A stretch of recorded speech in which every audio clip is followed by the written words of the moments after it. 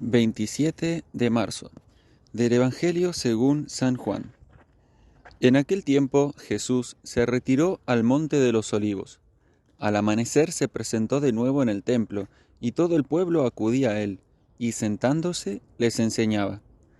Los escribas y los fariseos le traen una mujer sorprendida en adulterio, y colocándola en medio le dijeron: Maestro, esta mujer ha sido sorprendida en flagrante adulterio.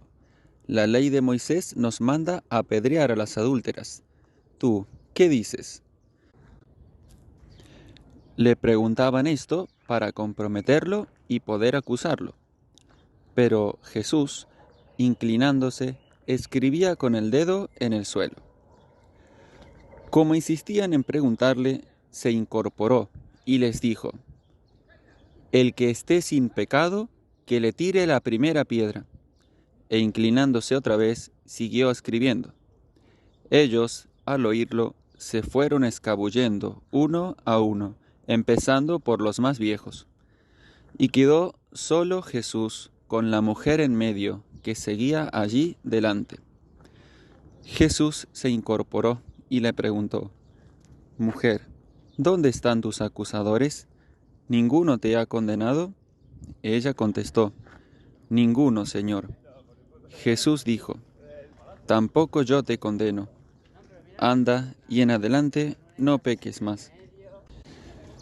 Hemos escuchado uno de los pasajes más conocidos y conmovedores del Evangelio según San Juan, que es el encuentro entre Jesús y esta mujer acusada de adulterio, considerada una pecadora pública, que se la llevan así como a las rastras ante la presencia de Jesús para ver qué hacía con ella.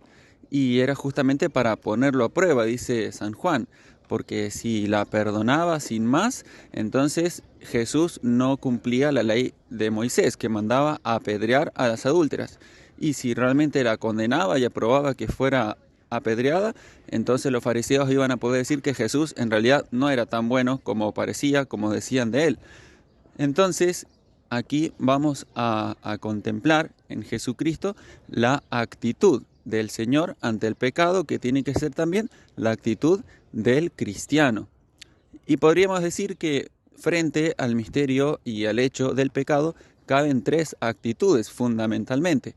La primera es la negación, y decir que en definitiva no existe realmente pecado, porque no existen absolutos morales, no existe el bien o el mal. No se puede afirmar así con tanta rotundidad que una conducta sea realmente mala. A lo sumo habrá un error, una equivocación, o simplemente algunos hasta reivindican el pecado como una exaltación de la propia libertad, ¿verdad? Esa sería una primera actitud. Otra sería la opuesta, la de una condena total, firme del pecado, pero sin distinguirlo del pecador. Entonces, a la hora de condenar el pecado, también se condena a la persona que ha cometido el pecado y no se deja lugar a ningún tipo de remisión, de disculpa, de perdón.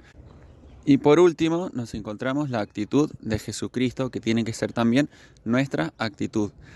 Y es la de, sin negar la existencia, la realidad del pecado y del mal, es capaz de perdonar.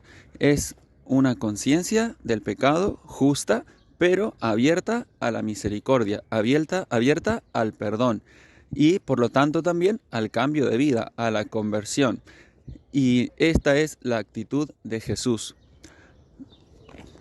Y es precisamente esta mirada justa respecto del pecado, pero misericordiosa respecto del pecador, la que nos permite afrontar esta realidad del pecado. Y es lo que decía San Agustín, cómo tenemos que distinguir entre el pecador y el pecado, amar al pecador y odiar el pecado, ya sea en nosotros mismos o en nuestros hermanos. Y también es muy hermosa la escena del Evangelio en la cual se van los acusadores de esta mujer y se queda a solas el Señor con ella. Decía San Agustín: se quedaron solos los dos, la misericordia y la miseria. Y Jesús se compadece de esta mujer, la perdona, pero la advierte: no vuelvas a pecar. Puedes ir en paz, no peques más, que es parecido a lo que escuchamos cuando nos confesamos y el sacerdote nos da la absolución y suele decir una fórmula parecida a esta. Y esta es la gran lección del corazón de Jesús acerca del misterio del pecado, cómo en él se conjugan de un modo admirable la justicia y la misericordia. La justicia respecto del pecado y la misericordia respecto del pecador. Una misericordia que es capaz de borrar y de sanar la misma realidad tan grave del pecado.